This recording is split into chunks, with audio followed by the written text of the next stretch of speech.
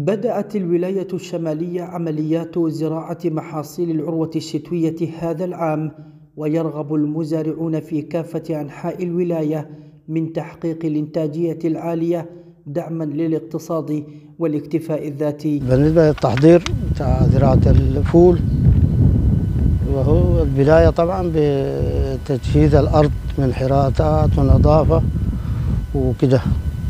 بعد كده بنجي نجيب نحرث ونرمي التقاوى ونجرف ونرفع حيطاننا. المحصول الرئيسي بتاعنا الفول المصري والقمح والثوم، بعض من الخضروات.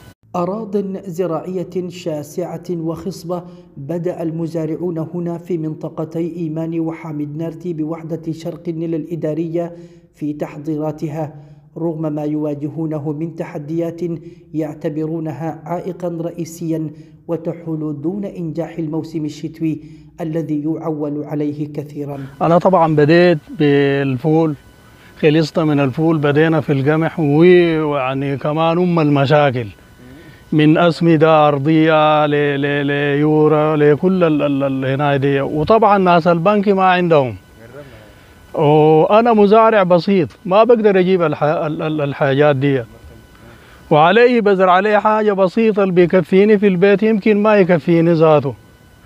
يعني أنا شايف الزراعة المسؤولين يعني ما قاعدين يقيفوا مع الزراعة، زي المحاربة كده في البلد دي. وحسي الأسمدة دي غالية شديد، أنا كمزارع ما بقدر أجيبها.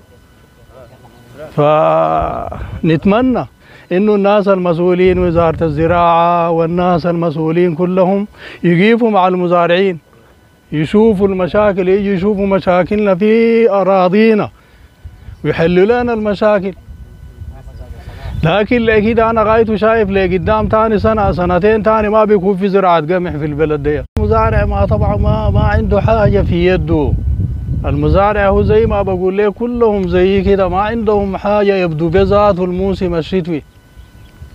وبعد ده نحن تاني عندنا مشاكلنا في التدني بتاعة المحاصيل دي. أنا أزرع الفول بيكلفني زي كم 50,000، أجي أبيعه الليلة ب35.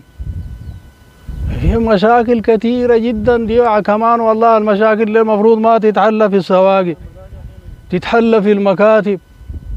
الناس المسؤولين الوزارات يا اخواننا يشوفوا المشاكل دي. نحن والله انتهينا عديل. آمال وتطلعات عراض رسمت على وجوه الجميع هنا، والكل يسعى ويبذل قصارى جهده تحقيقا للإنتاجية العالية، حتى أولئك المتعلقة آمالهم بتحقيق نتائج مشرفة في المدارس ها هم تغبرت أكتافهم، فهم بين خيارين لا يترك أحدهما، إما النجاح وإما النجاح.